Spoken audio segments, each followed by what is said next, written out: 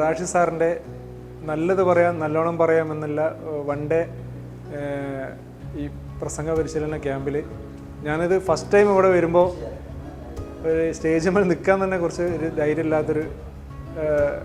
ധൈര്യമില്ലാത്ത പോലെയായിരുന്നു.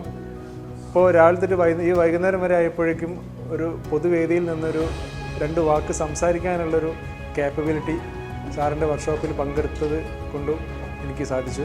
അപ്പോൾ എന്തായാലും വളരെ നല്ല ഒരു വ്യത്യസ്തമായ ക്ലാസ്സായിരുന്നു. അതെന്താണെന്ന് പറഞ്ഞു കഴിഞ്ഞാൽ നമ്മളെ ഒരു സാധാരണ ഒരു വെറുതെ കുറേ പ്രസംഗിക്കല്ലാതെ കുറേ ആക്ടിവിറ്റീസ് എക്സസൈസുകൾ ഇതിൽ ഉൾപ്പെടുത്തുന്നുണ്ട്.